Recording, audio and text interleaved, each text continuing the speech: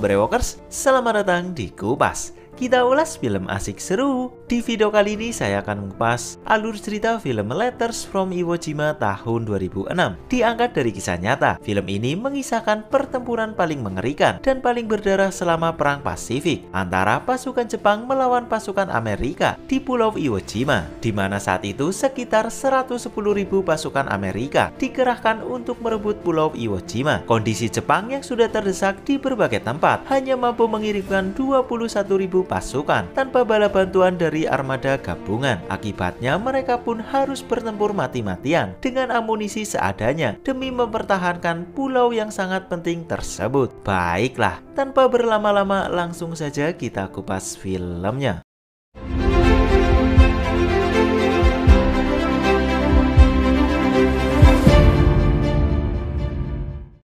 Film diawali dengan memperlihatkan sekelompok tentara Jepang yang tengah menggali parit di sekitar tepi pantai Iwo Jima.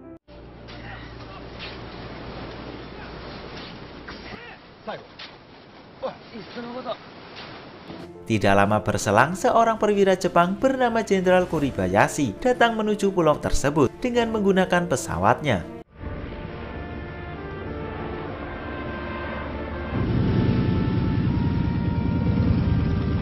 Sesampainya di sana, ia langsung disambut oleh perwira lainnya yang sudah terlebih dahulu bertugas di Pulau Iwo Jima. Jenderal Kuribayashi diketahui diperintahkan oleh kekaisaran untuk memimpin semua tentara Jepang yang ada di pulau tersebut. Tanpa membuang waktu, Jenderal Kuribayashi yang terkenal ahli strategi langsung menyusuri setiap tempat di pulau tersebut. Hingga akhirnya Jenderal Kuribayashi pun sampai di tepi pantai, dan di sana ia langsung menghentikan aktivitas menggali parit yang dilakukan oleh pasukannya. Bukan tanpa alasan, ia menganggap bahwa strategi pertahanan parit di tepi pantai tidak akan efektif dan justru hanya akan menewaskan banyak pasukannya saja. Di malam harinya, Jenderal Kuribayashi memanggil beberapa perwira untuk memastikan kesiapan amunisi yang mereka miliki. Dan ternyata amunisi yang mereka miliki sangat terbatas. Tidak hanya itu, strategi yang ada saat ini juga masih sangat kacau, di mana antar divisi tidak saling berkoordinasi. Jenderal Kuribayashi yang geram dengan hal itu langsung memerintahkan Letnan Ito untuk segera mungkin berkoordinasi dengan Angkatan Darat yang dipimpin oleh Kolonel Adachi. Ia juga meminta Letnan Ito untuk mengatakan ke Kolonel Adachi bahwa pertahanan di wilayah Suribachi adalah prioritas utama. Tidak hanya itu, ia juga meminta artileri yang ada di tepi pantai untuk dipindahkan ke daratan yang lebih tinggi. Di keesokan harinya, Jenderal Kuribayashi kembali berkeliling di pulau tersebut.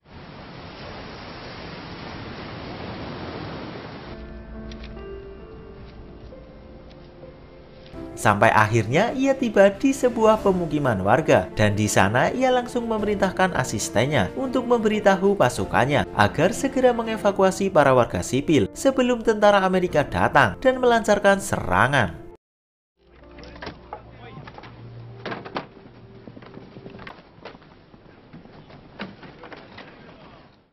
Singkatnya, setelah berkeliling, Jenderal Kuribayashi kedatangan seorang letnan kolonel bernama Baronishi yang diketahui akan memimpin resimen tank ke-26. Namun kedatangan Letnan Kolonel Nishi membawa berita buruk, di mana sebagian besar armada gabungan telah dihancurkan oleh tentara Amerika, dan itu berarti Pulau Iwo Jima sudah terisolasi sepenuhnya.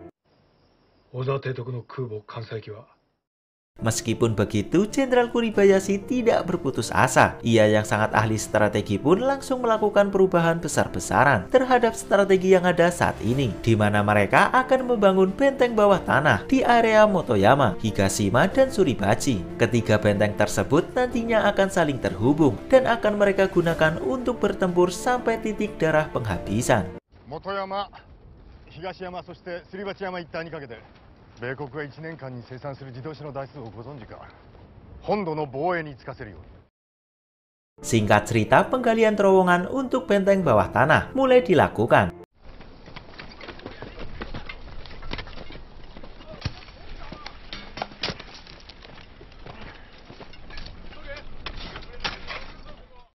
Dan setelah beberapa minggu bekerja siang malam, benteng bawah tanah pun akhirnya jadi. Namun di saat bersamaan, Angkatan Udara Amerika tiba-tiba datang dan langsung membombardir pulau tersebut.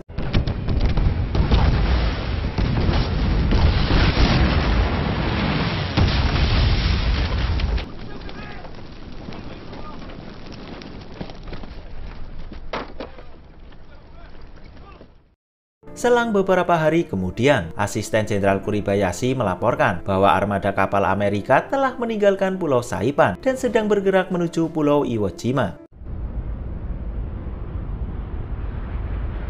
Jenderal Kuribayashi yang mendengarnya pun langsung memerintahkan pasukannya untuk bersiap.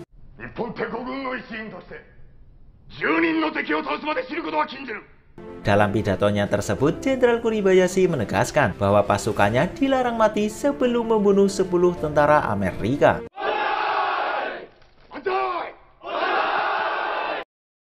Serangan pun dimulai. Armada gabungan Amerika langsung melancarkan serangan dengan mengerahkan sangat banyak pasukannya.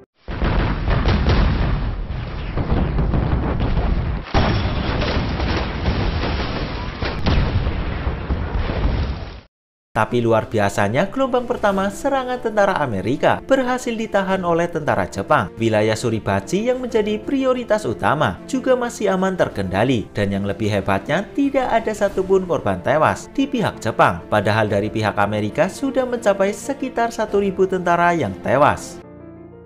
Tapi ketangguhan pasukan Jepang tidak bertahan lama. Para pasukan Amerika yang terus menyerang tanpa henti akhirnya mulai bisa menembus pertahanan pasukan Jepang. Wilayah Suribachi yang dijaga oleh pasukan Kolonel Adachi juga mulai kewalahan.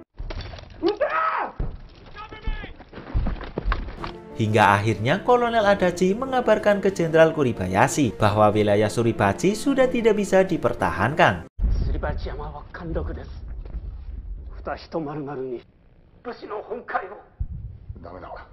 Kolonel Adachi yang telah gagal kemudian meminta izin untuk memimpin pasukannya melakukan bundir. Namun hal itu ditolak oleh Jenderal Kuribayashi. Sang jenderal meminta Kolonel Adachi beserta pasukannya untuk kabur dan kemudian bergabung dengan pasukan lainnya yang berada di benteng bawah tanah Motoyama. Tapi Kolonel Adachi tetap kekeh akan melakukan bundir bersama pasukannya karena tindakan kabur dianggapnya adalah tindakan sebuah pengecut dan juga bukan sikap dari tentara Kekaisaran Jepang. Pada akhirnya satu persatu pasukan Kolonel Adachi mulai melakukan bundir.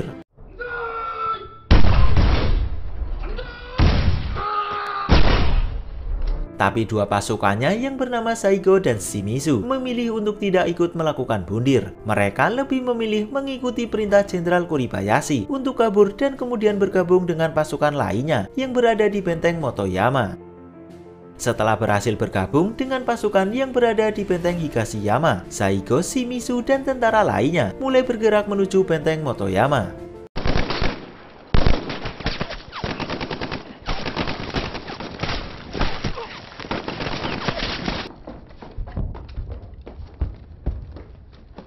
Dengan perjuangan yang luar biasa, Saigo, Shimizu, dan beberapa tentara lainnya yang selamat akhirnya sampai di benteng Motoyama dan bisa bergabung dengan pasukan Letnan Kolonel Nishi. Di sisi lain, saat wilayah Suribachi telah jatuh ke tangan Amerika, perbedaan pendapat malah mulai terjadi, di mana Mayor Jenderal Hayashi justru ragu dengan strategi Jenderal Kuribayashi dan ia memilih untuk berperang dengan caranya sendiri, di mana ia, Letnan Ito, dan pasukan yang pro terhadapnya akan menyerang secara langsung para tentara Amerika.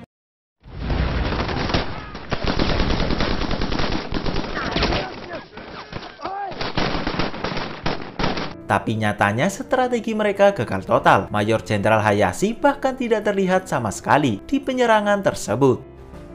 Akibat penyerangan tersebut, sebanyak 1.000 pasukan Jepang pun tewas. Dan itu membuat Jenderal Kuribayashi benar-benar marah.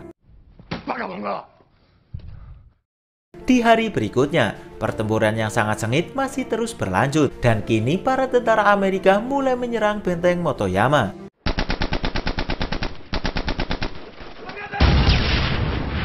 Serangan tersebut membuat Letnan Kolonel Nishi terluka di bagian matanya akibat terkena serpihan bom. Kondisinya yang kini tidak memungkinkan akhirnya membuat Letnan Kolonel Nishi menugaskan bawahannya yang bernama Okubo untuk menggantikan posisinya sebagai pemimpin pasukan. Ia juga memerintahkan Okubo dan pasukannya untuk segera meninggalkan benteng karena tinggal menunggu waktu saja benteng tersebut akan jatuh ke tangan Amerika.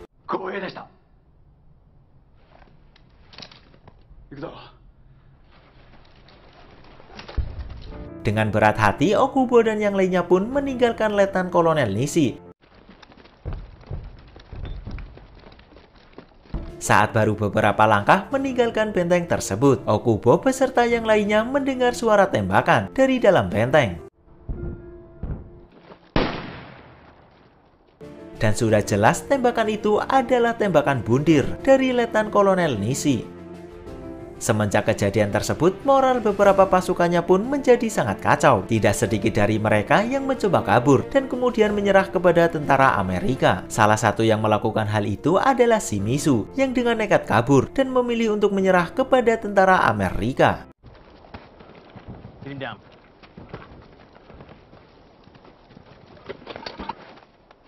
Namun bukannya nasib baik yang ia dapatkan, Shimizu justru harus tewas akibat ditembak oleh tentara Amerika yang menemukannya.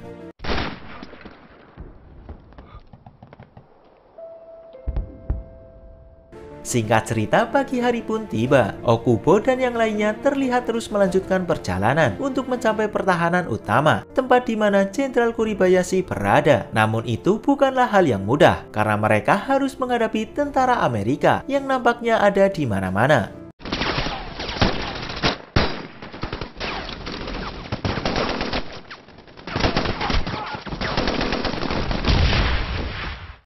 Hingga akhirnya Saigo dan beberapa pasukan berhasil selamat, namun tidak dengan Okubo yang ternyata tewas. Sesampainya di pertahanan utama, mereka semua pun langsung disambut oleh Jenderal Kuribayashi. Hari demi hari pun berlalu, kondisi pasukan Jepang benar-benar berada di ujung tanduk. Mereka bahkan sudah kehabisan makanan dan air bersih. Sudah lebih dari 5 hari, semua pasukan Jepang termasuk Jenderal Kuribayashi harus menahan lapar di tengah peperangan. Sampai pada akhirnya Jenderal Kuribayashi dan pasukannya yang tersisa nekat untuk melakukan serangan Bansai sebagai upaya terakhir mereka untuk mempertahankan pulau tersebut. Sebelum melakukan serangan Bansai, Jenderal Kuribayashi meminta Saigo untuk tetap berada di dalam benteng pertahanan guna untuk membakar semua dokumen penting yang ada agar nantinya tidak ditemukan oleh pihak Amerika. Dan tepat di malam harinya, serangan Bansai pun mulai dilakukan.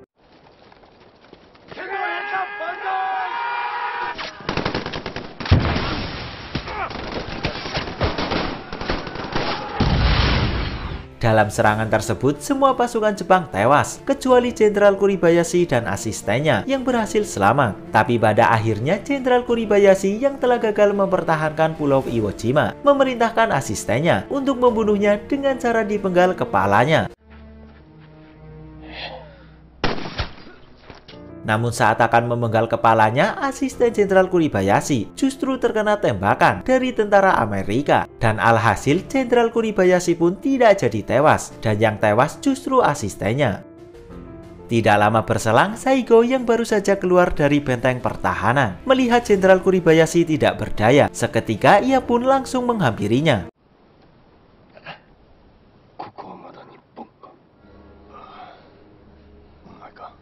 Jenderal Kuribayashi yang sudah tidak berdaya pun memilih untuk bunuh dengan menggunakan pistolnya.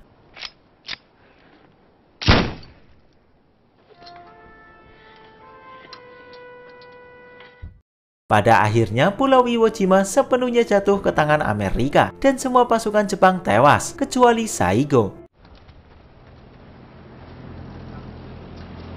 Dan film pun rampung. Baiklah, itu dia alur cerita film Letters from Iwo Jima. Jika kalian suka dengan video ini, silahkan tinggalkan like. Dan jangan lupa subscribe channel ini, serta nyalain notifikasinya. Saya Rizky pamit, salam Rewalkers.